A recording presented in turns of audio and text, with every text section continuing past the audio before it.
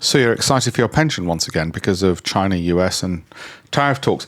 If you're the type who gets emotional and excited by market news, then the stock market is not the right place for you. I didn't say that. One of the world's richest men said that, a chap called Warren Buffett.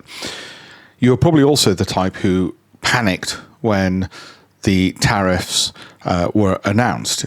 Again, emotion, problem. I'll tell you what the solution is in just a second, and you'll want to save this video for later because I'll give you some hard data and things to look at, which are on here. So like I said, you might want to save this for later.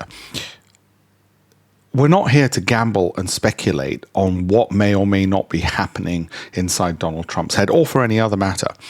The best thing you can do is to work out your risk appetite, the things you can control, and have a process, not just for this, but for the future. Given I don't know what the future holds, I was and remain more than happy to be sitting around here between the highly risk-averse and cautious but hopeful. Has that got anything to do with my master's degree in economics or politics? No, nothing. Has it got anything to do with having wiretapped the White House Oval Office? No, nothing. Has it got anything to do with the time machine I bought last week, which came with a free crystal ball? No, nothing. It's got to do with the one thing I know I can control, which is my own risk appetite. And I know what the trade-offs are. They're here. I'll show you them. They're here.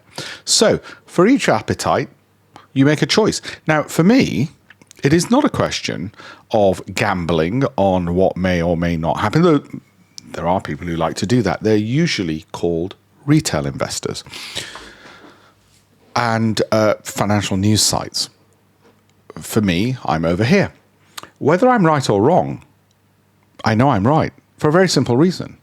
It's about being right for your risk appetite. It's not about being right in terms of being able to see the future. Can't do that. I will always be wrong, just so you know. I will always 100% be wrong about being able to see the future because on that definition, it's can you pick the bottoms and tops? Nope, never have been able to, never will be able to pick the bottoms and tops. Okay, let's get that out of the way right now.